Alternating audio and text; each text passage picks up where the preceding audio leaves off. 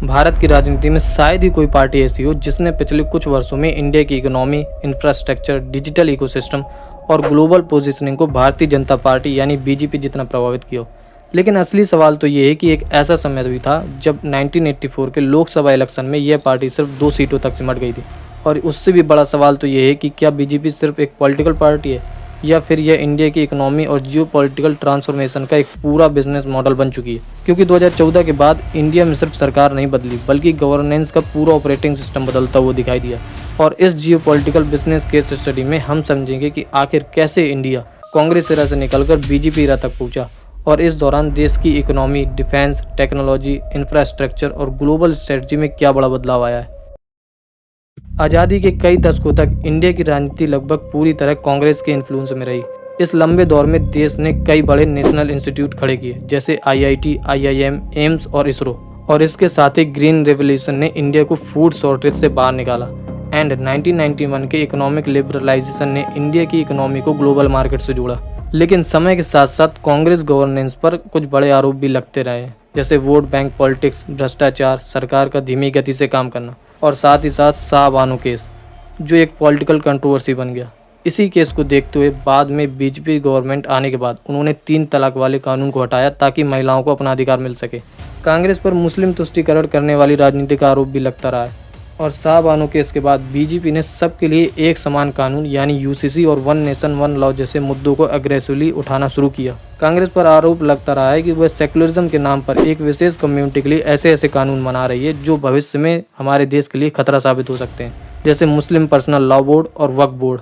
और बीजेपी ने इन्हीं सब मुद्दों को उठाकर सबके लिए समान कानून और एक जैसी व्यवस्था रखने की बात करी और कहा कि भारत के प्रत्येक निवासी, चाहे वो किसी भी धर्म से हो, उन सब के लिए एक कानून होना चाहिए। सरकार किसी विशेष समुदाय को चयनित करके उनके लिए विशेष योजनाओं का लाभ पहुंचाना बंद करे। और इसी दौर में अवैध घुसपैठ, सांप्रदायिक तनाव और दंगों की राजनीति जैसे मुद्दे भी राष्ट्रीय बहस का हिस्सा बनने लगे।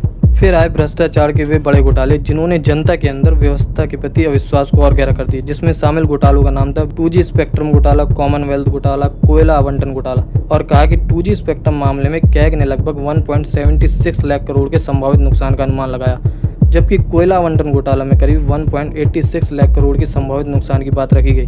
और इन्हीं सब घोटालों से जनता के बीच यह धारणा मजबूत हो गई कि सरकार और सिस्टम भ्रष्टाचार की जाल में फंस चुका है। और इसी समय भारत कई स्ट्रक्चरल चैलेंज से भी जूझ रहा था, जैसे स्लो इंफ्रास्ट्रक्चर ग्रोथ, कमजोर डिजिटल कनेक्टिविटी, रक्षा क्षेत्र आयात पर ज़्यादा निर्भरता एंड धीमी गति से विकास होना। 2014 तक भारत में डिजिटल भुगतान लगभग ना के बराबर था।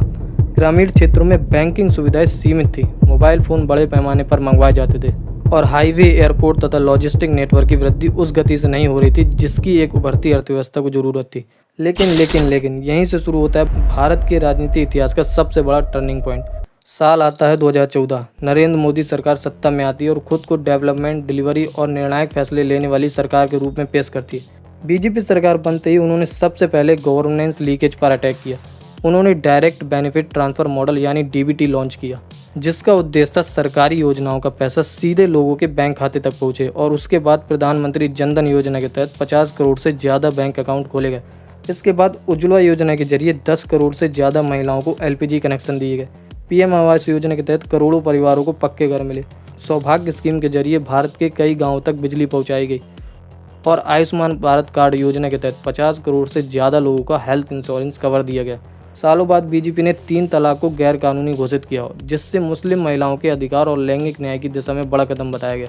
और इन सब के बाद आया बीजेपी एरा का सबसे बड़ा game changer, digital India revolution यानी UPI, जिसे 2016 में लॉन्च किया गया, जो आज दुनिया का सबसे बड़ा real time digital payment ecosystem बन चुका है। आज इंडिया में चाय स्टॉल से लेकर शॉपिंग मॉल तक हर जगह QR कोड दिखाई देता है।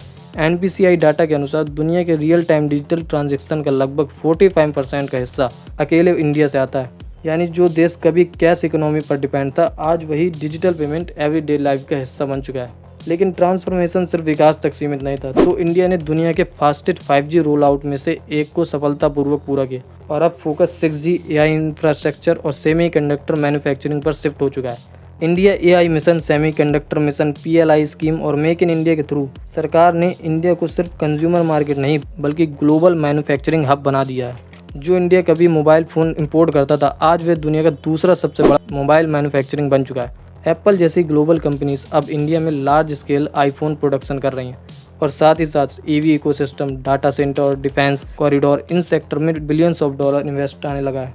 लेकिन बीजेपी रैकेट ट्रांसफॉर्मेशन में सबसे ज़्यादा असर इंफ्रास्ट्रक्चर सेक्टर में दिखाई दिया है। 2014 के बाद Delhi Mumbai expressway, Ganga expressway, Atal tunnel, Atal Setu, freight corridors, Bharatmala project, Sagarmala project, Vande Bharat railway station का पुनर्निर्माण और कोलकाता की अंडर वाटर मेट्रो ट्रेन, इन सभी मेगा प्रोजेक्ट्स ने भारत के लॉजिस्टिक और कनेक्टिविटी इकोसिस्टम को पूरी तरह से आधुनिक बनाया। एविएशन सेक्टर में भी एक बहुत बड़ा विस्तार देखने को मिला। उड़ान योजना के तहत देश के छोटे छोटे शहरों को हवाई अड्डों से जोड़ा गया, जिसके चलते देश में चालू हवाई अड्डों की संख्या लगभग दोगुनी हो गई।